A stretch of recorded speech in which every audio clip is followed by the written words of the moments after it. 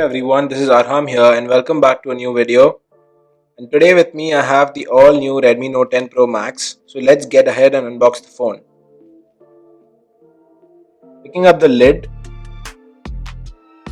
we get this small set of documents in which we have the SIM ejector tool, some paperwork, and then good to see that we also get the transparent CPU silicone case, because nowadays manufacturers are even skipping this.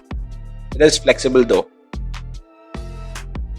The next up, we have the phone in the vintage bronze color.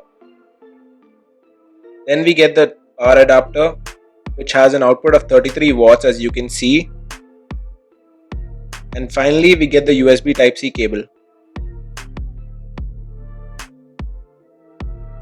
Now let's have a look at the phone itself.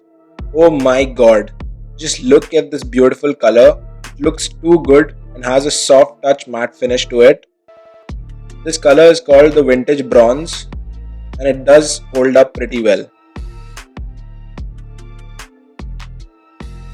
Here's the camera module, which does look unique because it houses the main highlight of the phone, which is a 108 megapixel camera, and to the front we have a 6.67 inch 120Hz Super AMOLED display. It sounds great. Now let me give you a physical overview. On the bottom we have the primary mic, Type-C port and the speaker grill. On the left we have nothing, but I still can't appreciate Xiaomi enough for making this rich looking color.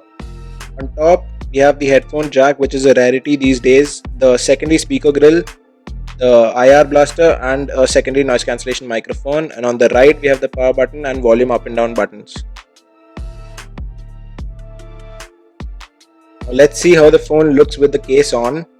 The case is quite protective and it does eliminate the huge camera bump. The case also has a matte finish to it.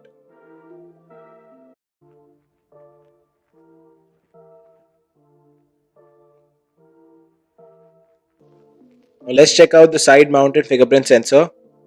It's quite fast. Also, going into the settings, we can see that by default the refresh rate of the display is set to 60 Hz. Now let's change it to 120 and see how it performs. So the display feels way smoother as compared to 60 Hz. So if you buy this phone, I suggest you to use the 120 Hz option.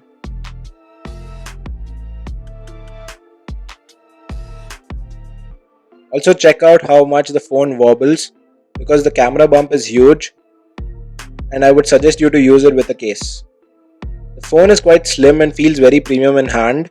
Also the vintage bronze looks absolutely phenomenal, and this phone is probably the best you can get under 20,000 rupees. Now let's look at the specifications of this phone. It comes with a 6.67 inch 1080p 120Hz Super AMOLED display. It also features the Qualcomm Snapdragon 732G, which obviously doesn't have support for 5G, which is quite a lacking feature in this phone. But I feel for the next 2 years, a 4G phone is good enough. Unless you're living in cities like Bangalore or Delhi, I don't think 5G will be common in your area and you should be good buying this phone. This phone has a 6 or 8GB LPDDR4X RAM and it comes in 64 or 128GB storage options, which is UFS 2.2. The rear camera is a 108 megapixel primary one with 8 megapixel ultra wide, 5 megapixel macro and 2 megapixel depth sensor. The front camera is a 16 megapixel shooter. It has a battery capacity of 5020 mAh, which has support for 33 watt fast charging, and yeah, you do get the charger in the box. Then we also have a IR blaster on this phone, and we also get dual stereo speakers, and this phone comes with MIUI 12 on top of Android 11, which is the latest Android right now. Also, I would like to conclude by saying that this is a very great phone, but the absolutely pathetic sales by Xiaomi is driving consumers crazy. Even I wanted to get the Redmi Note 10 Pro, not the Pro Max, as it is the most value for money phone, but it did not even come on sale. Also, they are pushing the higher end variants in the initial sales because they know no one will buy it once the base variants arrive. And also the black sales and all these cheap marketing tactics are ruining the experience of the user. But nevertheless, this is the best phone you can get under 20,000 rupees period.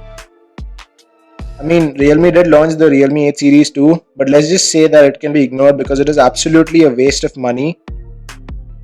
So I would suggest you to go for the Redmi Note 10 Pro Max, as I feel it is a very value for money phone.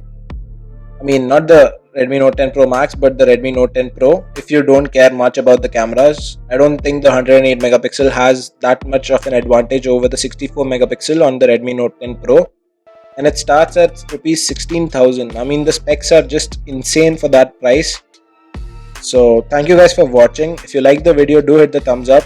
And also consider subscribing if you haven't already.